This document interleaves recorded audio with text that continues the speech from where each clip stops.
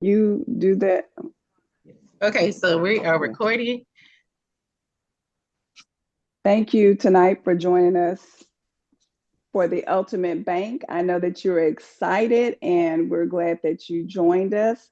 I am Coach Sonia Boucher, and thank you for joining Andrea Gonzalez, our team tonight. And we're going to show you some very important facts and things that I'm sure that you have heard of, nothing that you've heard of on the TikTok, Instagram, Facebook pages, but we're going to show you the real deal, those who are wanting to empower themselves and have some economic financial freedom. We're going to show you tonight how to do that and help your money work for you, the new rules of money. So without further ado, I'm gonna go ahead and turn this over back to you, Andrea. And again, we're glad that you joined us tonight. Hi, good evening. Good evening. My name is Andrea Gonzalez, and welcome to our call tonight. You are definitely in for a treat if you want to learn how you can help find better ways to make your money work for you, just like the bank. So, let me put a one in the chat. Everybody, we have our money in the bank. How much money has your bank given you lately? What do you earn on your money? 1%, 2%, 0%. Put it in the chat. How much money is your bank giving you? I'm a second one. Okay. All right. Less than. Less than? I hear somebody saying less than. Okay, less than. Now, I don't know about you, but my bank gives me less than 1% on my money, right? Yeah. But how much do you think the banks are making on their money? On your money? 100%. What do you think the banks are doing with your money? Okay, I see 4%, less than 1%. Okay, if we're getting 4%, that's a pretty good account, right? Yeah. Mm-hmm. Okay. So what do you think the banks are doing with our money? We invested in trading. Okay, investing, trading. And how much are they making, right? How do the banks work? How do they make money off of our money?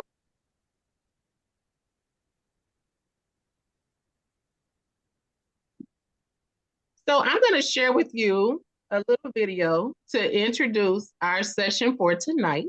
And it's going to hopefully, it's going to be an eye-opener about how the banks are multiplying and using our money for leverage. Tonight's call is about how we can turn the table on the banks, how we can leverage and use the same strategies that the banks are using to make off of our money. So I'm going to share my screen and we're going to play just a little short clip here and see if you're just as surprised as I am about how the banks are leveraging our money. Here, let me see. Okay, can you see my screen? On chapter 16. Okay, there we go. Okay, so it's a little small, but I think we can make it work. The bank sets aside 10% or $1,000 and then loans out the rest of your money. The way it works is, say another person comes into the bank and asks for a car loan of $9,000. At this moment, the bank loans out the $9,000 from your original deposit. It isn't there anymore. The borrower then pays the person selling the car, and they go deposit the money into another bank, which is part of the same central banking system. This $9,000 is treated as a new deposit, and the process continues. The money gets redeposited and reloaned until the initial deposit of $10,000 becomes $100,000. The banking system just created $90,000 by loaning out your money. So if you deposit $10,000 into the Okay. Jeez. So you deposit $10,000 and the bank makes 90,000 off of your 10,000. Mm. Okay. So who would want to make $90,000, right? At 1%, we probably wouldn't even make $9 by $10. Okay. So tonight we're going to learn how we can turn the tables. Okay. There is a game-changing strategy where we can take the money that we're going to spend anyway and leverage it just like the banks do. So I'm going to introduce one of our presenters for tonight. He is a master at the Ultimate Bank, which is the strategy that we are using and teaching everyday people how you can actually profit off of your expenses and you can leverage your money just like the banks. So without further ado, I'm going to introduce my partner and mentor who has taught me so much about the Ultimate Bank and about how to leverage and how to make money work for me, Mr. John Marquez. If you would take it away, John. No problem. Thank you. You'll have to excuse me if I cough a little bit. I've been under the weather for the last week and trying to recover. So I'll do the best I can with my hoarse voice. Let me go ahead and share my screen. So I need someone to turn on sharing for me. Oh, okay.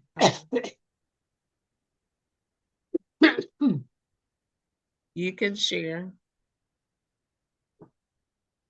All right, wonderful.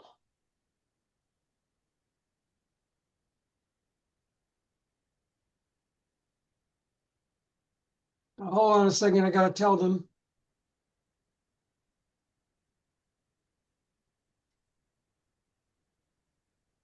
Okay. Can you see my screen, folks? I can see it. Okay, so what we're going to discuss today is a concept that we created called the Ultimate Bank. And basically what we're trying to teach people is how to create wealth using the same concepts the bank use. The biggest problem in America right now is people don't understand how banks really work. And before you can really begin understanding what they're doing to you, you got to learn what they're doing to you.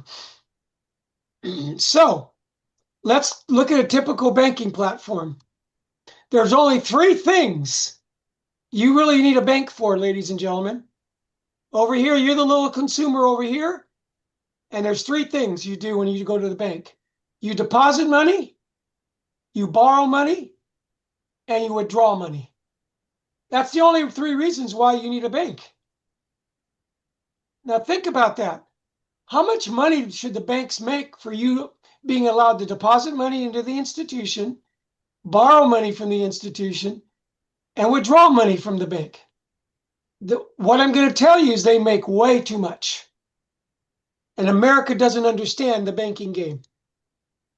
So when you deposit money in your bank, what does the bank do with your money? And you asked that question, Andrea. And they basically invest the money somewhere else. Now, it's okay for a business to make money, but there's an old saying, pigs get fat, hogs get slaughtered. And the banking industry hasn't gotten slaughtered. The American consumer is getting slaughtered in the discrepancy of the money that's being made. They loan your money out and invest it, as we said earlier. And then what do they give you at the end of the year, Andrea? 1%, 0.5%, 1/4%, whatever it may be. They give you basically nothing. So most people don't understand how banks work. So we're going to teach you tonight how to turn the tables and use the banking system for your benefit and turn the tables on them. We can show you how. We've had a program we've done for 11 years, folks, very successful. And we have contracts that you can create a bank for yourself and do what banks do. But instead of the banks making all the profit, you're going to make the profit. So we want to teach you how to make a profit on your bills. So imagine tomorrow you go to Starbucks and you order a cup of coffee and it costs you $5. How do you pay for it? Well, you can pay with cash or a debit card, credit card. So you pull out your debit card, and basically what happens, you take $5 from your bank and transfer it to whose bank? Starbucks Bank. Starbucks Bank. Okay. Now, once you slide that debit card through and the money goes from your bank to Starbucks Bank, what happened to that $5? That $5 is what? Or from our bank. $5 is gone. Yeah. Right? Right. Okay. You get your cup of coffee and your $5 goes to Starbucks. Then you leave Starbucks. And then the question is, how much money do you make on that $5 for the rest of your life? Nothing. Nothing. Because you paid the bank. It's gone. Then you leave Starbucks and you go fill your tank up with gas. Let's say that costs you $50. You did the same thing at the gas station. You ordered gas, you had to pay for it, you use your debit card to move the money from your account to the gasoline station bank account, right? Now it's time to buy lunch. What do? Use your debit card again. You go to Subway, spend $20. There you spend another 20. So you spend 50 at the gas station, $20 at Starbucks, $20 at Subway, $5 at Starbucks. And then you get a call from your husband or wife and say, hey, bring some groceries home. You go buy some food, $100 worth of food, let's say. And then at the end of the day, you plan your Disneyland trip or whatever. And so that day you spent about $1,000 to $2,000, including travel. And how much do you have left in your bank account? Well, you don't have the $2,000 anymore, right? And so how much are you going to make on that? All those purchases you did for the rest of your life? Nothing. Okay. Well, for the last 11 years, myself, the owner of the company, several hundred clients, every time they do what I just demonstrated, they make money to do what they do every day, which is pay their bills. How would you, ladies and gentlemen, like to learn how to pay your bills and make a profit on it? Would that be pretty exciting? Of course it would. That's what we do. That's what we teach people. So we use a concept called arbitrage. Most people in America don't know what that means. Positive arbitrage is called spread. That's how the banks, Andrea just demonstrated you in that little video, how they took $10,000 and made $100,000 on $10,000 with all the spread that they've got. The rate of return on your $10,000 for the bank was 1,000%, folks. They made 1,000% in that little diagram off of you on your deposit. And they have the guts to pay you less than 1%.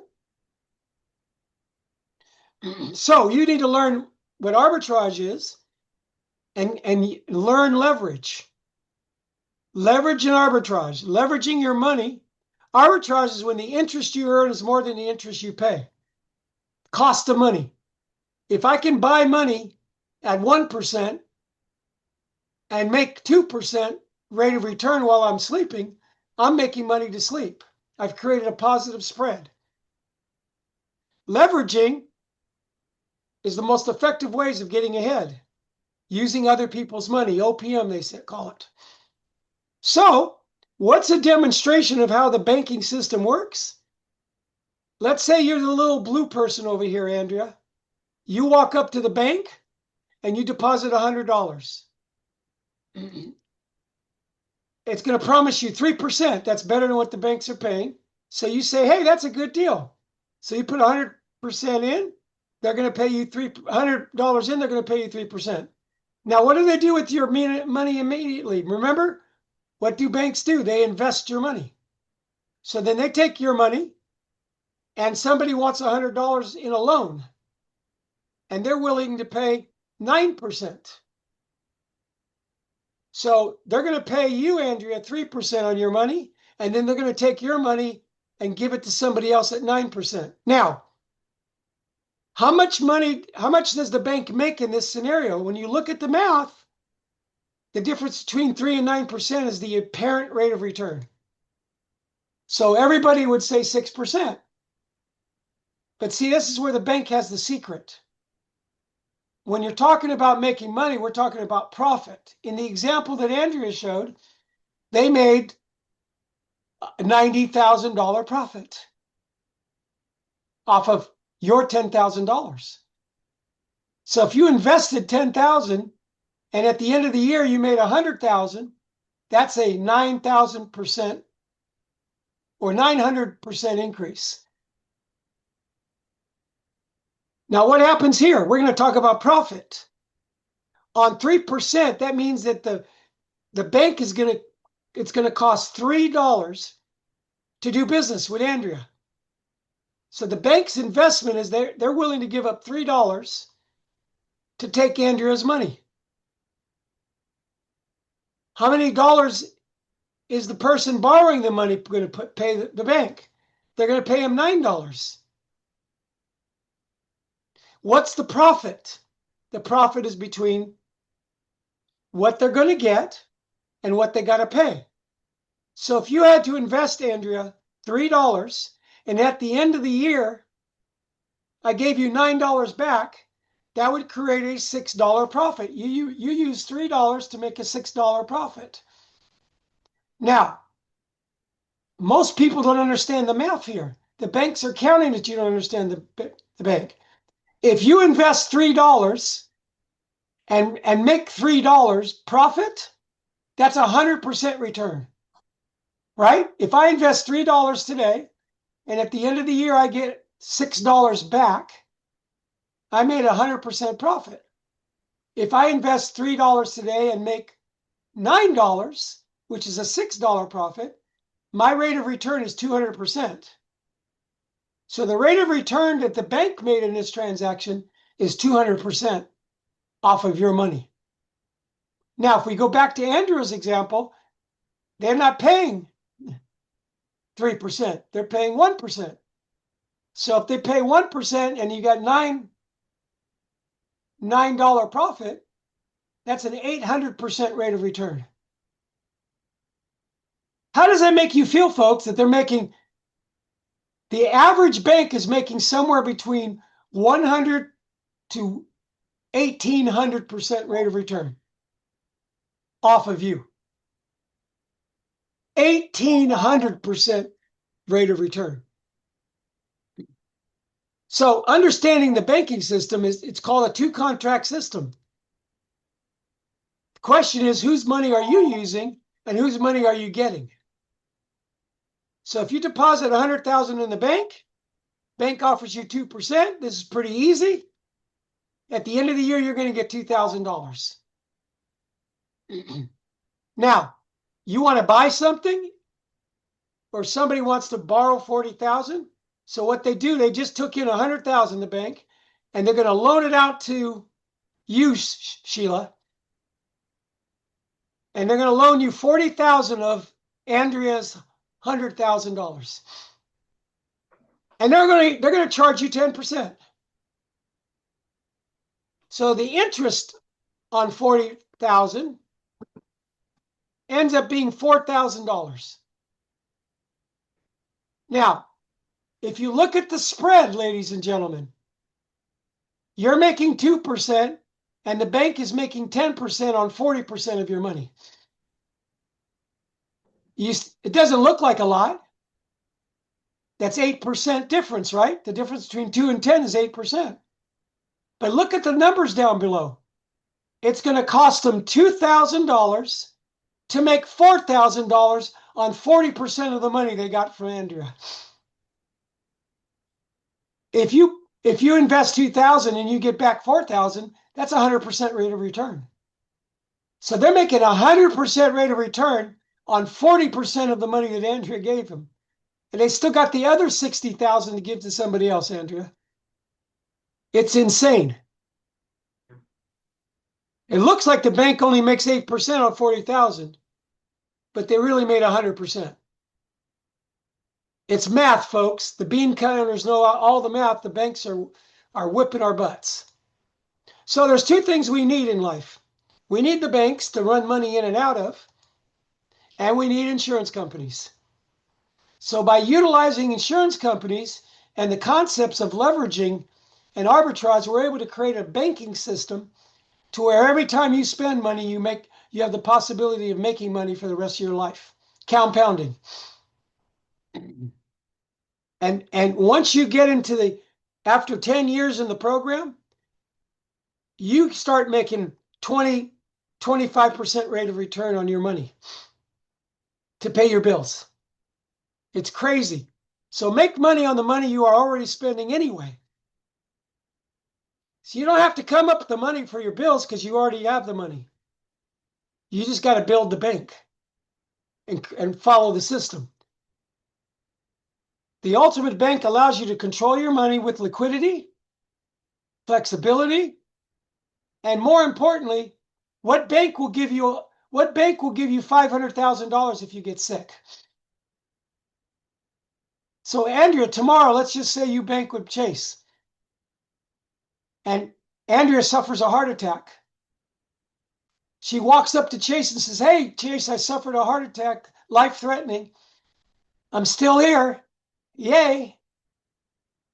And the bank and Chase is going to give her $500,000, right? Think about that. The ultimate bank will give you $500,000 if you get sick. Which bank do you know that if you get sick will hand you $500,000? I don't know of one yet. Well, we do have one called the Ultimate Bank. Now let's look at the banking cycle. This is what banks look like for you. You get paid, you put the deposit money in the bank, and then what do? You pay your bills. And then what do you do next month? And what do you do next month after that? You just keep following a vicious cycle. You spend your money and you get nothing for it. And you do the same thing over and over again, which is the definition of what? Insanity. Banks love it. So instead of money going to a financial institution, the money comes back to you, and we use a credit card with its system. Three things. You have a bank account, we create an ultimate bank, and then we use the bank to make money without paying them any interest. How would you like to use the bank, make money, and not pay any interest for using the bank, where they don't make any money off of you? You still do the same things you do, you just create your own bank, which is called the Ultimate Bank. Here's how the process looks. Month one, you deposit your money in the bank. So let's just call that today. Today's what, the 12th? No, the 11th. So the 11th of February, you get paid. On the 12th of February, you're going to take this money you got paid and you're going to transfer it to your bank. Now, where's the money sitting? You got your paycheck that went to your bank, and then you immediately move the money from your bank to the ultimate bank. So now your bank no longer has control of the money. They can't give your money to anybody because you took it out. There's nothing there for them to give. Now, you gotta pay your bills. So instead of using the money that you would normally do to pay your bills, you pay your bills with a credit card over here to the right. So now here's what most people don't know. If you charge a credit card today, today's your billing cycle, the 11th. From February 11th through March 11th, that's your billing cycle. Your bill is not due until normally 20 or 21 days after the billing cycle is over. So if you charge right now today, you're not going to owe the payment until the end of March. So you get to use their money for today for the next 50 days. So now we go to April, not April, but March 11th. After 30 days, you get paid again. You take your your money, your paycheck, and you move it immediately what? To the ultimate bank. Then you pull out your credit card and you start charging again, but the second month that you charge has nothing to do with the first month you charged. So you have no interest being charged to you, and you owe, at the end of March, you owe them the money for the first month charge. So at the end of March, this money, this first deposit that you did, you're going to ask them to send you the money back. But instead of sending them back your money, you're going to ask for their money. You're going to leverage this first payment. This first payment stays in the bank forever, even though you put it in and you took it out. So let's just say you put in $3,000 and 51 days later you pull out $3,000. Here's the amazing part. Your $3,000 is still in your better bank earning interest. The insurance contract is giving you their money. And now your money's sitting up here. Now it's time to pay the credit card. At the end of March, you call your bank and you say, hey, I need to pay my credit card. So you use the money that the insurance company gave back to you to pay your credit card. So now your credit card's paid off. There's no interest charged. And you just repeat the cycle. You put money in, you take money out, and every month this bank gets bigger and bigger. So after a year, if you're putting $3,000 a year in, a month in, that's $36,000. And if you take $36,000 out, you put 36 in, took out 36, but your 36 is still sitting there earning interest. You're just paying the bank, the insurance policy for the loan, the leverage, and the insurance company pays you more than what they charge you. And you just make a profit on your bills, and you just build it year after year and month after month. Now, typical opportunities, eventually down the road, you build the bank, you can start buying cars, property, houses, business equipment. There's all kinds of stuff you can do once this thing is developed. But think about this. People are buying cars the wrong way. You can use your own banking system to buy a car. Because remember, when you give that money to Starbucks, when you give that money for food and gas, it's called lost opportunity cost. Once you spend that money, folks, it's gone forever. So what you do is you reroute the money, you reroute your paychecks through your bank, and then leverage the paychecks to get the money you would normally spend on a monthly basis and create digital footprint of every bill. So if you're trying to buy a car, you got the dealership plan, 72 months financing, 0 APR, amount financed. So here's the dealership plan. Finance amount $51,000, no interest. The monthly payment turned out to be $701. What's the value of the truck at the end of 6 years? $20,750. And how much you have in cash? None. Because you gave them all the control. You send all the money, the 701, every month you send to the bank. Or you use your own money, finance the $51,000 from your bank, and then you make a $701 payment, what? Back to yourself. So you finance 51 from your own, your monthly payment's the same, and the truck is valued $20,750. But because you paid you back and you got to make money on your money, instead of having 0 in your cash account, you've got a total of $43,150. So same payment.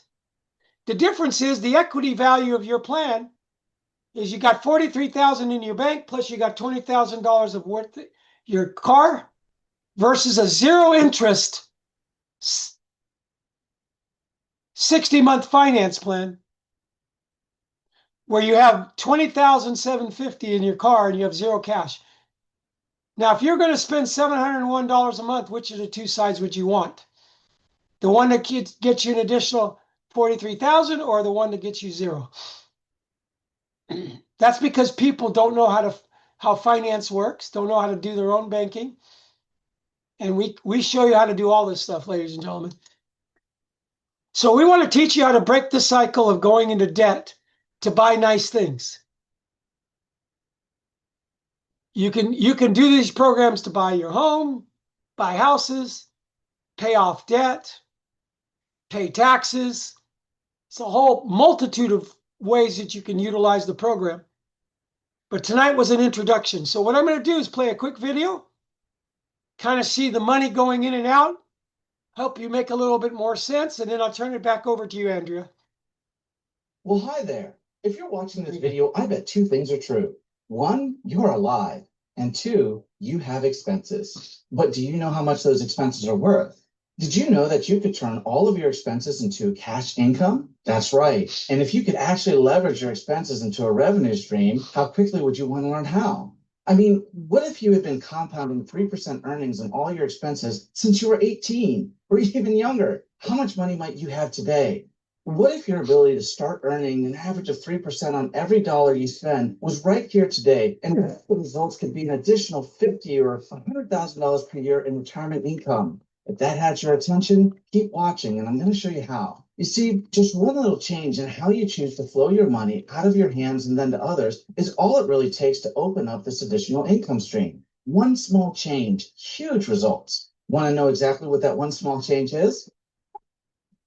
I kind of thought you would. Okay, let's talk about your money. The money you work hard for, the long hours, maybe even multiple jobs money, or that hard-earned business money. Yeah, that money that seems to go out as quickly as it comes in. You know what I'm talking about, right? So where's your money's first stop? Your bank, right? And they simply hold it. But they also loan it out, invest it, pass it around, and wait for other money to come back in so it's there when you need it.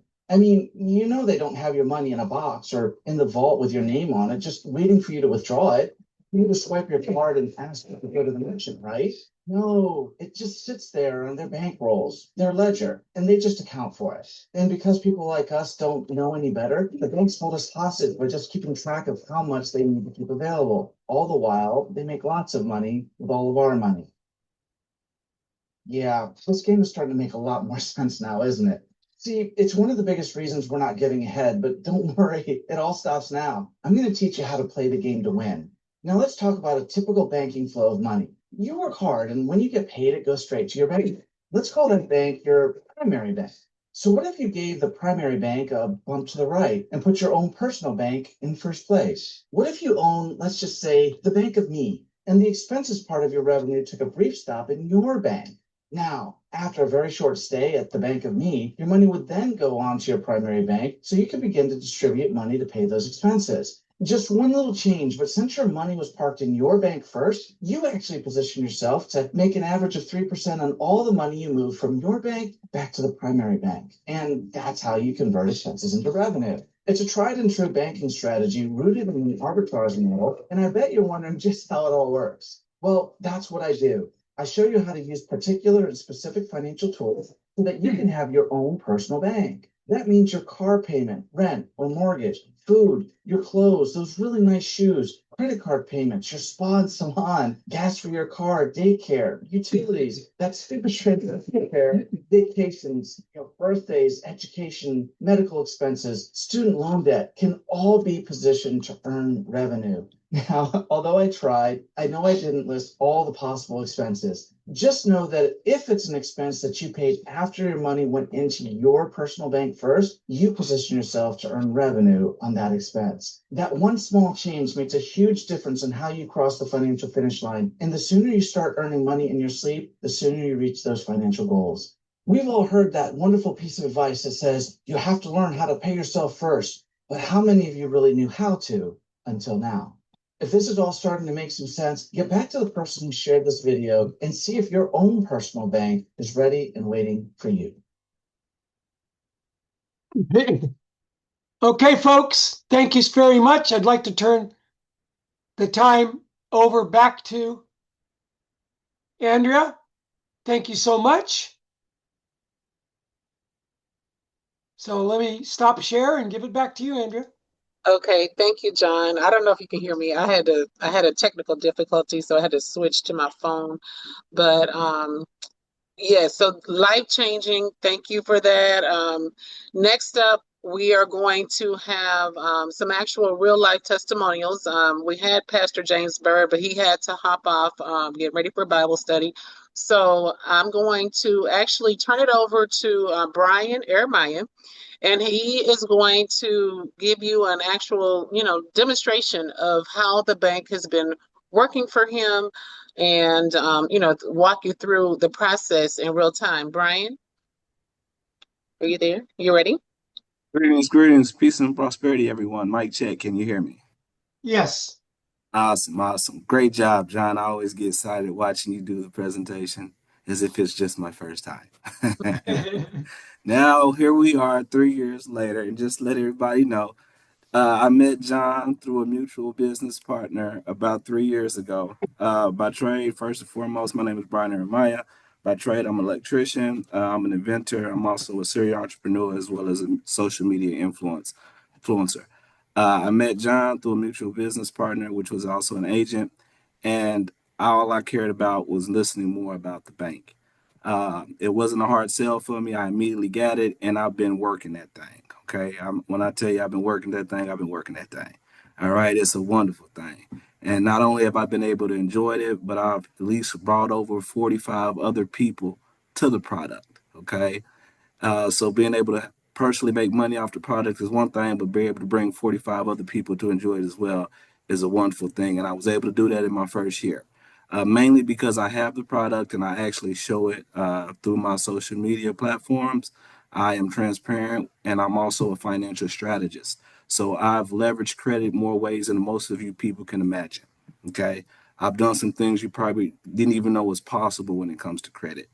Arbitrage is very important in all my lines of businesses, leveraging opportunities to make money. So to be able to take expenses, money that I'm going to already spend anyway, and reposition it so that I don't lose the value of it is phenomenal. Okay. And it wasn't a hard sell for me because I understand how money works. Now, what I'm going to show you guys is my personal transactions with this account. Please confirm that you can see my screen.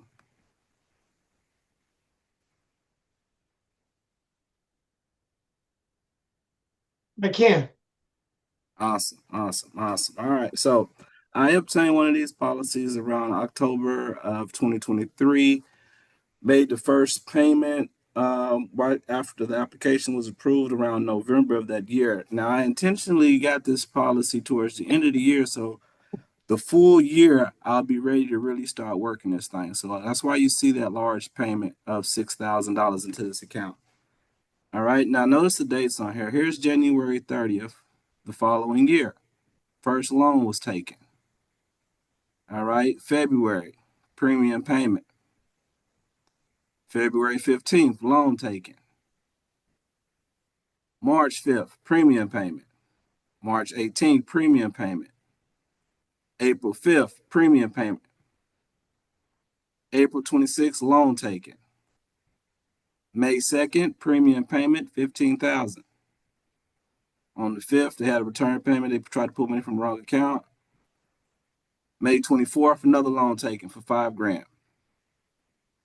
This is June 5th, premium payment of $3,000. June 12th, loan taken of $10,000. June 17th, premium payment of $9,000. June 17th, loan repayment of $6,000. 21st, loan taken, $5,000. Another return payment to pull from the wrong account. Now we're in August or July. July, loan taken, $10,000. August, loan repayment, $3,000. October, loan taken, $5,000. October, loan taken, $5,000 again. Return payment of $29,000, return payment of $60,000. Once again, pulling from the wrong account. Now look right here. November, loan repayment of $29,000. Now there's a story behind this $29,000. I end up having an issue that year with a small water hose in my upstairs bedroom, flooded out my house, cost $30,000 worth of damage. This was through the house, so I had a homeowner's insurance. So by the time the insurance company cut the check of $30,000, typical person would take that $30,000 and start restoring their home. But instead of me taking that money and paying contractors to restore my home, I deposited as a loan repayment in my policy for all the loans I've been taking out so far that year. I let it sit for 30 days so that I could capture the value of that $29,000, and then I started taking loans out against it to start paying the contractors. Okay, so here we go. Premium payment, $3,000. So that was on the same day. I made a loan payment, repayment of $29,000, and still made my premium of $3,000. Okay, interest credited $20. Now, December 2nd, loan taken for $35,000. Okay. December 13th, premium payment of $3,000. No interest credited on December. Premium payment $16,000, December 16th. January 13th, premium payment of $3,000. No interest credited for January. Premium payment, $6,000. This is January 21st. January 27th, loan taken out for $6,000. So you can see, y'all, I'm not going to go through all this, but this is loan, credit, payments, back and forth, just like you would do your banking account. But this is money that I'm going to already spend anyway, right? Now, let's look at it a little simpler terms, okay? So this first year, this is the first year of the policy, okay? Look over to the right where it says statement period details. So that's 11/13/2023 to 11/12/2024. Beginning of accumulated value, 0, because the policy just started. How much money did I put in here? $45,000. Okay, this is money that I was going to spend anyway. Okay, expenses, right? Think of it as $3,000 a month on a credit card. Interest earned, $389. Withdrawals, 0. Cost of insurance. This is insurance. They don't do this stuff for free, so there is an expense. Cost of insurance, $140. Rider charges, $31. Contract expenses, $4,000. Ending accumulated value was $40,000. Okay. Now let's go down here to loan details. I put in $45,000, right? Interest credited, $670. Loan repayments, over $13,000. New loan taken, $49,000. Hold on, but I only paid $45,000. Where did the rest of this money come from? Matter of fact, if you add 45,000 plus 49,000, how much is that? It's about $94,000. So how did I get $94,000 when I only spent $45,000? This was money that I was going to spend anyway. But since I put it in this policy, I was able to damn near create 110% return on my money.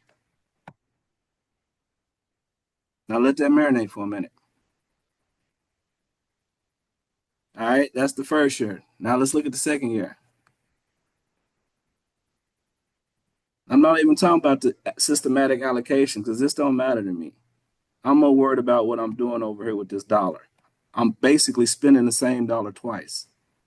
Beginning value. So now that we're going into a second year, the beginning value was 40,000. Premium payment 46,000 over here. Okay. Withdrawals, cost of insurance, same thing. Now let's look at the loan section. Again, beginning loan amount was 36,000. Interest occurred 3,000. It cost me 3,000 to do all of this. Okay, that's what I was charged interest for the loans that was sitting out. Okay, they don't do this stuff for free. Once again, loan repayments 44,000. New loan taken 86,000. Ending loan amount 82,000. Total premium 91,000. So if we add this 91,000 and this 86,000, we get about 177,000. But I only put in 91,000. Once again, there's nothing like this on the market. And if you sit there and let this go by, I don't know what to tell you. But of all the things I've experienced as my life as a serial entrepreneur, nothing beats this right here, y'all. Not only am I showing you money, but if anything happens, please believe the family's taken care of because now they get to profit from my expenses as well. This isn't new money. I didn't have to go find new money to put in this policy. This is money I'm already spending, just like all of you. I'm sure a lot of us are spending more than $3,000 a month on expenses, right? Well, with this policy and with what this company brings, this is what we're able to do. All right, I'm done. Peace and prosperity. Thank you, Brian. All right. Thank you, Brian, for that awesome demonstration of the bank, and how it works in real life. And it's definitely an eye-opener. I just want to open it up for questions. Anybody that may have questions. I kind of wanted to clarify something, because, when we say you're going to profit off of your expenses, because he put the premiums in, and then the next thing you saw was a loan, right? Premiums in, then a loan.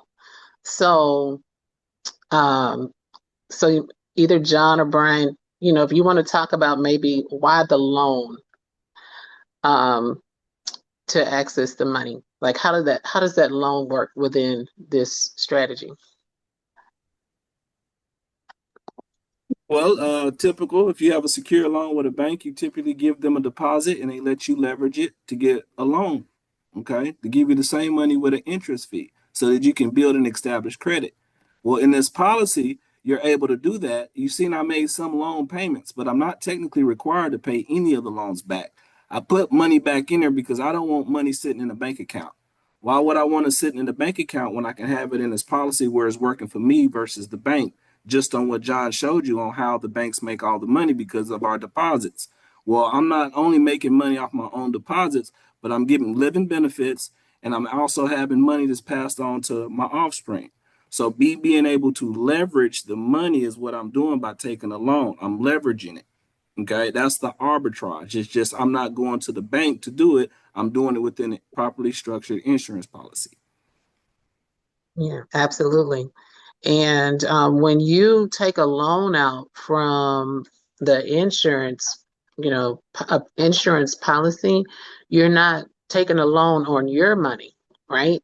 You're taking a loan. The insurance company is going to send you their money. So you're Exactly. using the other people's money, and the money that you're using, it remains in your account as if you hadn't even used the money. So that's Exactly. one of the, the magic, the secret sauce of how you're able to profit off of your bills, your expenses on whatever that you're using that money for. Okay, I think we have another question. Vanessa, if you want to unmute and ask your question. Vanessa Harrison. Can you hear me? Yes, we can hear you. Well, thank you for being transparent and showing us exactly what it looks like. That was very helpful for me. I'm a visual person, so I appreciate it. But I do have a question. I noticed that there were larger sums at times. I'm not sure if I followed that, but was that intentional so that I know that you explained 1 month with the repairs to your house, but the others, was it intentional so that you could have more access to it, or was it just you had money to put in there? Exactly, both. Life as an entrepreneur, we never know when funds are coming. So when they come, I was just putting them off in there. Now, per policy, you have what's called a MEC limit, which is a modified endowment contract that is governed by the IRS to keep these from being what's called an investment. So to play it safe, there's an amount that I can do. For instance, mine is $45,000 a year. I can't put no more in this policy than $40,000 a year, and that's based on my age and my income and the value of the policy. Okay, so technically, right when I started the policy, if I had 45,000 sitting somewhere, I could just dump it in there. Okay, but it's set up for monthly payments, so that's how mine was about 3,000 that we put in there, but some month it might be extra money coming in. I'm hurry up and parking it there because the whole intention is to capture the value of the money before I go and spend it. Got it. And so that's where the threshold is. There's a maximum per month or maximum per year. And then Yes. there's a minimum that you can have in there per month. Is that correct? Yes, you have complete flexibility with this policy. But here's the great news, because you notice that he put more than $45,000 in the first year. You know, how did he do that? By paying loans down. So he could put $45,000 in, borrow out $30,000, and then turn around and put another $30,000 in without violating guidelines.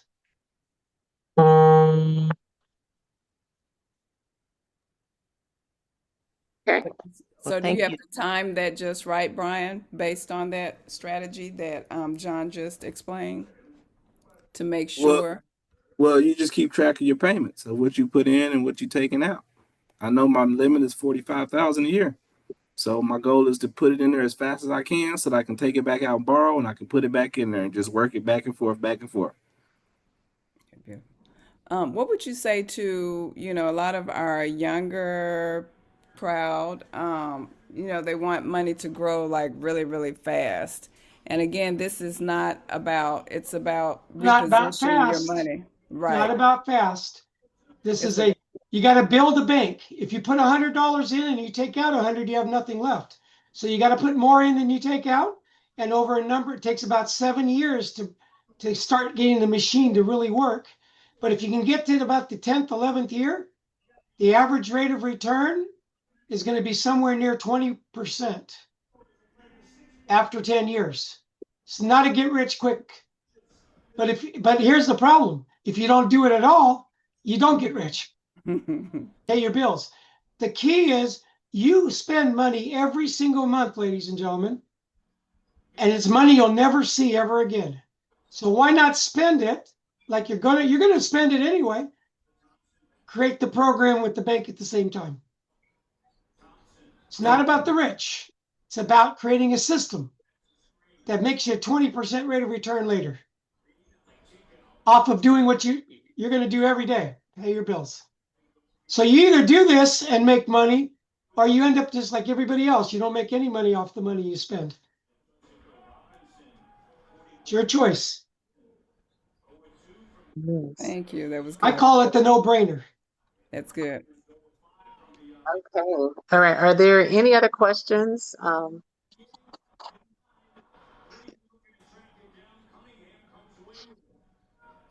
Okay. Well, who would like to see their personalized numbers? Everybody get something? What was your takeaway? Anybody? Okay. Oh, Okay. Well, put a 1 in the chat if I you think found. Mika's getting ready to say something, I believe. Oh, okay. No, it's me, or It's Dave. you. Okay. This is Mr. Evans. Hi. Right, exactly. My phone didn't work, John. How you doing, John? I'm Haven't doing spoken in a wonderful, long Michael. time. Right, how's everything? Everything's good other than a cold. It sounds like it's good. You're making money. You're teaching people how to make money. This 81-year-old person wants to know. Now, if I'm spending $4,000 a month on bills, talk to me like I'm a 2-year-old now, John. And I put $4,000 in a structured policy. And then I turn around and I take a loan out for $2,500,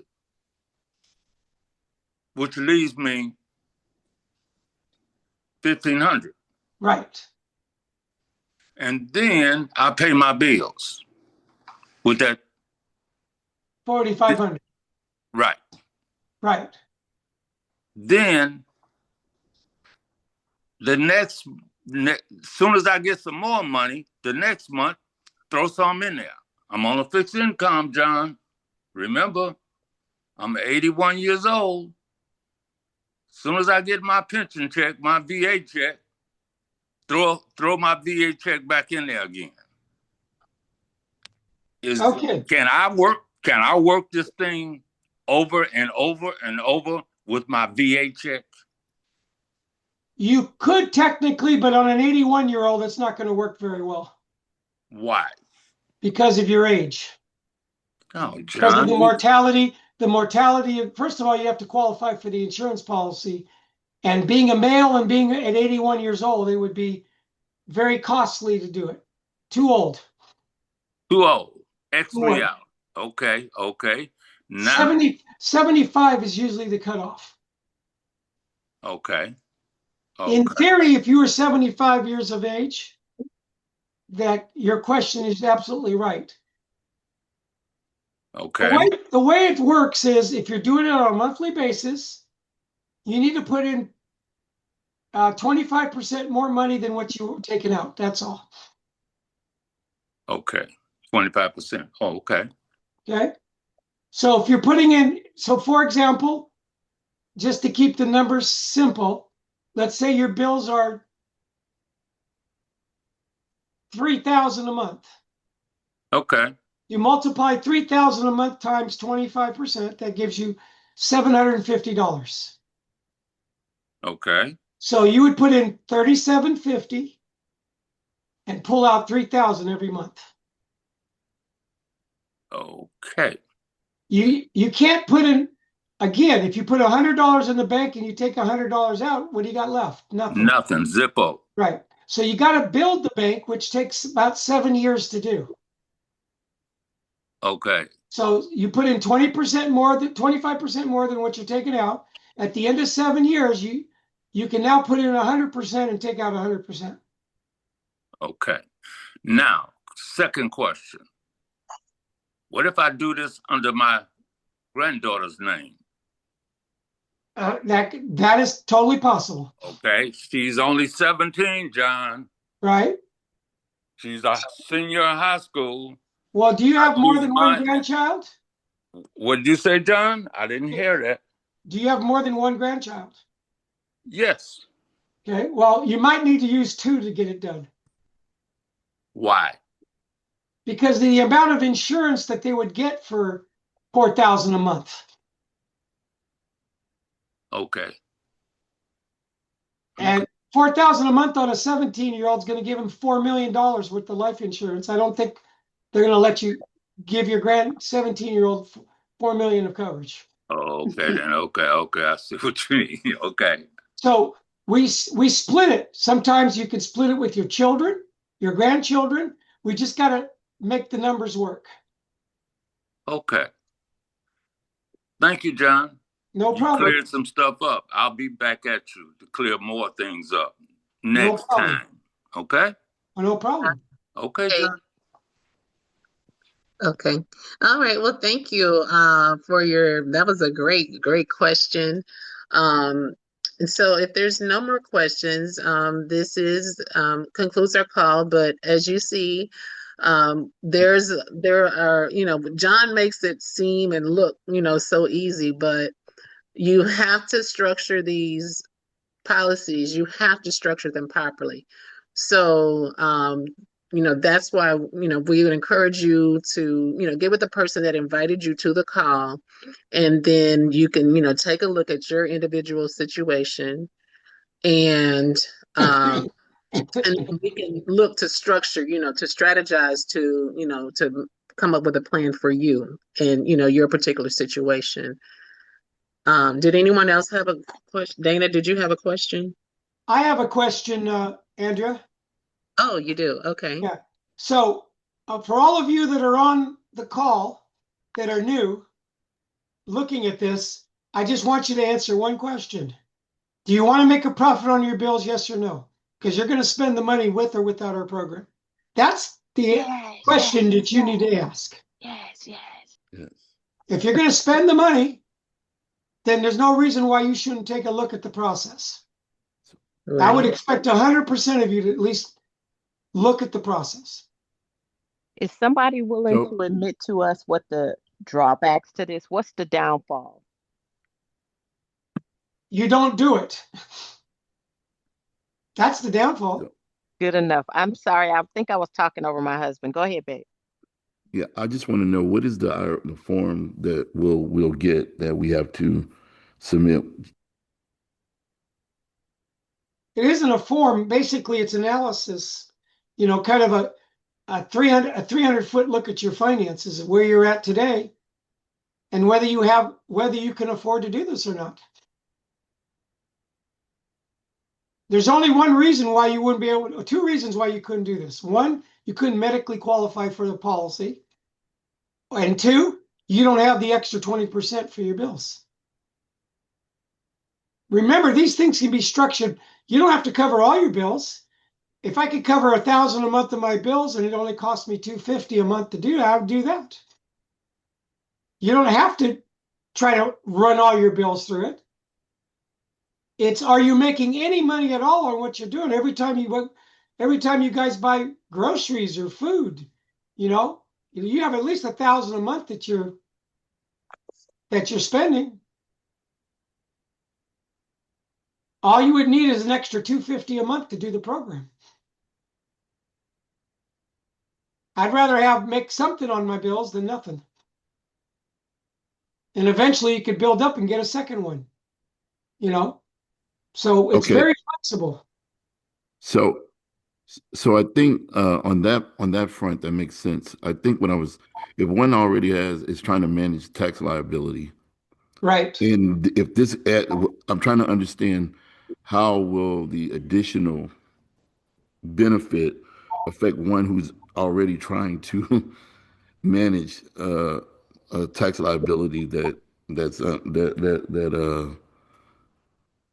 I guess if you're already trying to minimize your tax liability, when you say minimize, do you owe somebody money on taxes? Is that what you're saying? No, it's just I think I pay too much in taxes, and if I need to understand how this might add to it. Well, here's the thing. We have a lady that's 65 years old that had $500,000 in IRAs. So we're taking $50,000 of her IRA and converting it to cash. Okay. So now she has a tax liability of $12,000 for converting her IRA to cash. Okay. So what we did was, she owes the government $12,000. So she added $12,000 to the policy plus the $50,000 in the IRA, and now that was a year ago. So now she needs to pay Uncle Sam the tax on it. She's going to borrow the money out of the policy to pay the tax. Okay, so invariably make money on paying the tax forever. Okay, so invariably, there's no singular. If you understand, for you guys who understand how money works, then invariably there's always an approach to handle whatever. If you understand how to represent them. I have a guy that has a $42,000 property tax bill every year. Right. Every year he puts in $46,000, and every year, instead of writing a check for $40,000 to the taxes, he He puts the money in the policy, lets it cook for a year. At the end of the year, when it's time to pay the taxes, he borrows the money out, pays the taxes, creates a digital footprint of $40,000 in his policy that he gets to make money for paying his taxes on every year. Understood. I At got the it. end of 10 years, he pays $480,000 in taxes. Yeah, at the end of 10 years, and he has $480,000 sitting in his policy. Okay. And he has the living benefits, and he has the death benefit. And if he gets large sums of money like Brian, he can dump it in and pay down the loan on purpose. So he have access to more money instead of keeping any money in the bank. Folks, every dollar inside of the life insurance contract is untraceable, is unusable, is unprobatable. Can't have a lien filed against you. It's your money. It's hidden.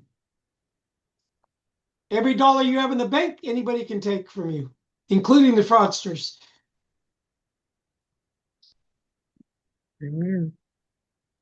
Creditor proof, buddy. Creditor proof.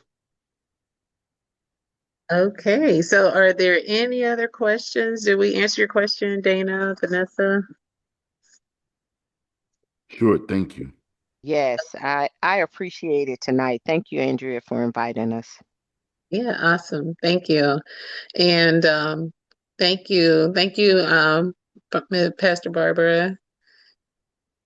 Okay, so if you would just, like to take a 500 look at, at your finances and, just see how this bank, could work for you to help you to turn your expenses into compound interest that works for you, get you some positive arbitrage in your life.